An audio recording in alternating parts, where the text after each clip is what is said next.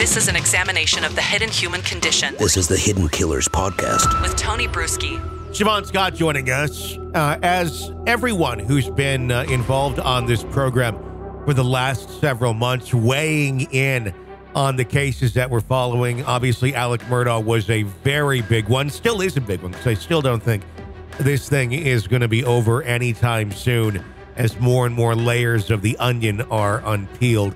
Shavaun Scott has been giving us a lot of insight, and this is your first time back on the air since the verdict came down. So I have to, in all fairness, ask you, what was your reaction? It was just shocking to me that it happened so quickly. Yeah.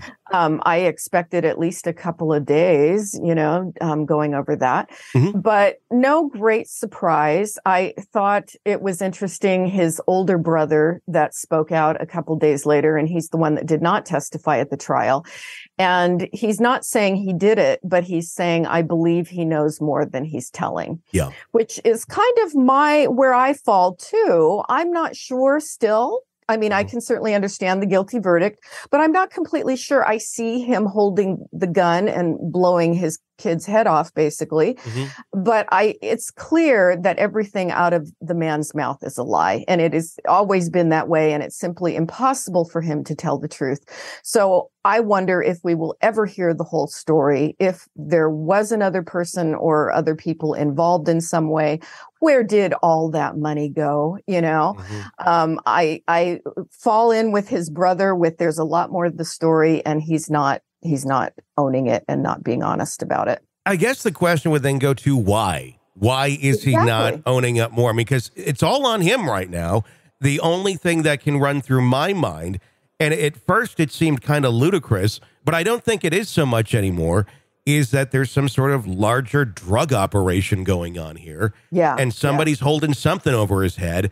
And maybe at the end of the day, Alec is going to go down as saving the lives of some of his family members. Yeah. Wouldn't that be ironic? It really would be. But yeah, I would find that very believable, because I think that's the one piece in the state's case that, the motive, well, he's going to save himself from all this, financial chaos and all these other legal things going on.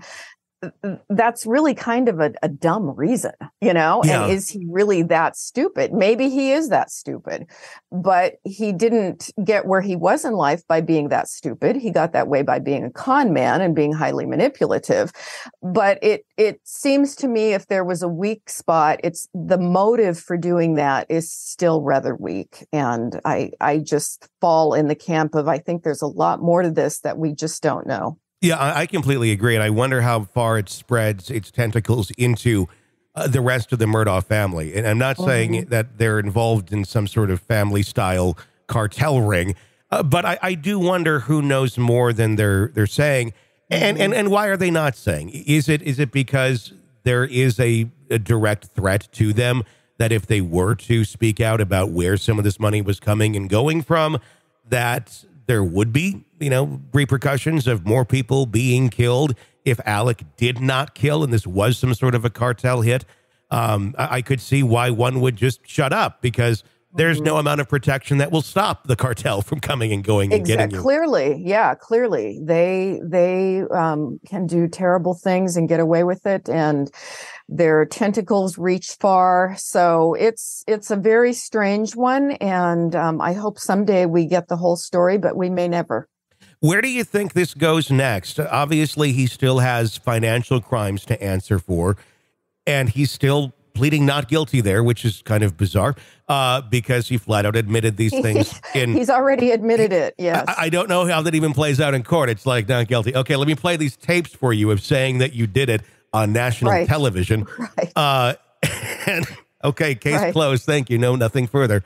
I don't know where that would even go. How does one argue those sort of things, in court when you've already admitted to it?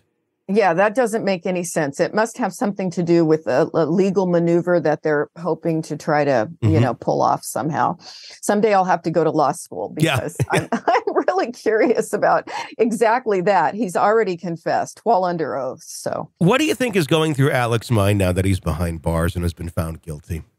Wow, that's a good question. Because we wonder, does the man ever have a moment of truly feeling guilty about anything? Mm-hmm. He just doesn't seem to have the capacity for feeling truly guilty. I mean, he can pretend, he can, jump through the motions of saying the right thing and pretending to be sorry for his behavior. Mm-hmm. But if a person is truly sorry for their behavior, they change, right? Mm-hmm. That's why a bit of guilt is a really good thing. Yeah. We want people who commit egregious actions to feel bad about it. I question if he has the capacity to, Mm-hmm. I would assume that he's depressed. This is certainly not a good time in his life. He may be behind bars forever, it's looking like. But does he have any true remorse? Or is he plotting his next scheme? Has he got plans? He would be one that I could see trying to bribe people somehow into helping him escape someday. That would not surprise me at all, because I don't really know that the guy is capable of feeling guilt or remorse. That would be interesting. What I do question is how long he will last in prison, mm-hmm. Just because he's in there with people that his family put away, that he mm-hmm. put away for many mm-hmm. years in this area. And that not necessarily the brightest of prospects in terms of survival for someone in a setting like that for the rest of your life. Right. And all the cons that worked for him on the outside will probably not work the same way in prison.